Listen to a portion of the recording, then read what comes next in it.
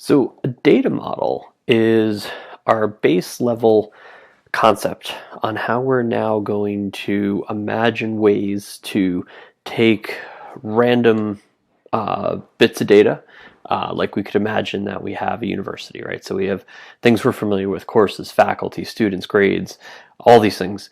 And we're going to now figure out how we should organize them into some kind of pattern, some kind of hierarchy, some kind of graph, some kind of relation, some way that we can now make sense of this data, that we can understand that students relate in some way or are members of classes and faculty teach them and students receive grades.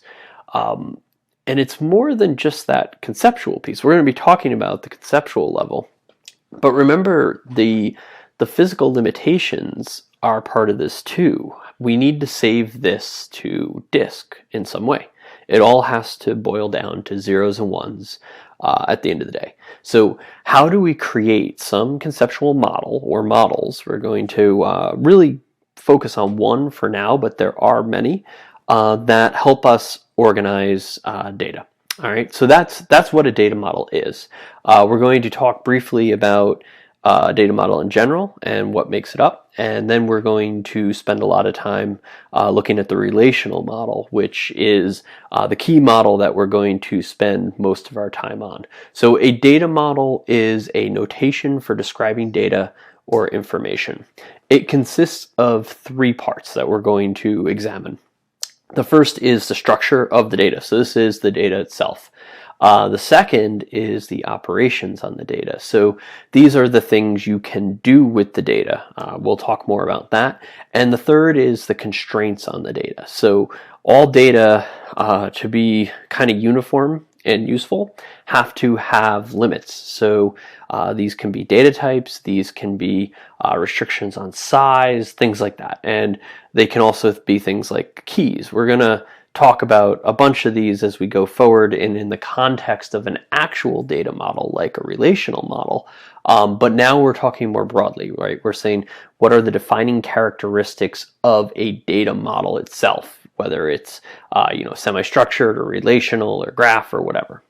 So these are those things. So structure of data is the actual data, right? And it's more importantly what we can do with the actual data. We need a way to arrange it. We need a way to work with it. This is where, if you've already read Ted Codd's paper, or you're going to, you'll see in there that he talks about storing information in relations, and that relations have to have a way to be linked together with keys, right? So we're going to look at that more in depth when we look at a relational model, but that is not the only way we could arrange data, right? We could arrange it in a hierarchical manner. We could arrange it in like a network manner. We could do key value pairs. There's all kinds of ways to arrange the data. Programming languages now, if you want to think of this in the sense of what you might already know, this is similar to basically like arrays, structures, and objects. Now, the complexity of the data will vary in different data models. So since we're talking about data models as a high abstract thought, I'm not going to dive too deep into that here, but I do want to mention that some data models like relational are explicit that you have to break down your data into basically simple data types, right? Ints, strings, longs, booleans, things like that.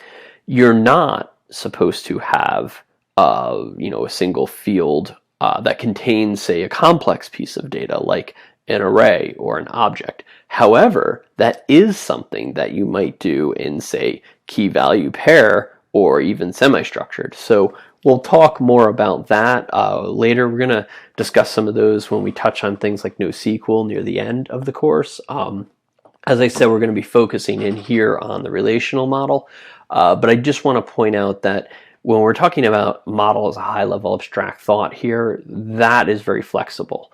But as you'll see when we get into relational, sometimes it's not for a particular data model, right? You might have pretty stringent rules upon how that data is defined. So operations on the data now. So this is anything that can be programmed. So, unlike a programming language, the interesting thing about a data model operation is that you're usually limited to a finite set of operations. And this usually they're based around the idea of getting information and changing information. So you have your queries and your modifications. But the interesting part about this that I just kind of want to point out is one of the big changes that Ted Codd's paper and the relational model imposed was this idea of a kind of abstract declarative language that we now kind of know as SQL because that's the de facto one. But this enables this language, right? Because we have a finite set of things, operations that can happen, and we can define that. We can then create a language to suit that purpose. If it was not defined to a single set that we know where it starts and knows where it ends, then there'd be no real easy way to create this declarative language that can encapsulate it, because we wouldn't have a defined set of things for it to accomplish that we could make sure it could do. Because we have that defined set, we are then enabled to have this language. So that's very important. The last major piece of this is constraints on the data. So models obviously have limitations on what the data can be. Integer, string, that kind of thing. Data type, you might say like that an integer can only range between 0 and 99, right? So this example here is age, or 0 and 999, because should allow for definitely living over 100, fingers crossed. If you want to, I guess. Hopefully his quality of life is good. But these constraints vary a lot, right? They vary across data types. They vary across your needs. You could just say that a field is a required field, meaning you can't leave it blank, or kind of not null is another terminology that we'll get to for that. Define its length and characters, things like that. There's all kinds of things. You could define that a date has to, be within a certain range or anything. So there's all kinds of constraints, and models have to allow for these constraints to happen. So models that we will discuss. Now, relational is really what we're going to be discussing. We're going to discuss that in depth today. And that you'll see, and if you've looked at Ted Codd's paper already, then you've already seen that he refers to how we represent data, what we think of as a table, as a relation, right? So that is the core piece of a relational data model. Semi-structured, I'm not going to really talk about today. If you look at the book, there's a piece of the book on this in this chapter. I kind of skipped by it. I'm going to come back to this when we do NoSQL later in the semester. Another thing I do want to point out, though, is the book only talks about XML here, and this is one of the few times the book is showing its age a little bit. JSON is definitely something that falls into this category as well. And in fact, I mean, if you've ever touched MongoDB or something like that, you're actually using a semi-structured data model with JSON as the representation in Mongo. So that is just something to keep in mind there. Generally, the data is represented in trees. Even JSON, you're embedding. It's basically a name value pair inside the JSON string, and your values can be other complex objects that are hierarchically, kind of inside one another, right? So key value pairs, that is exactly what it says. Very basic.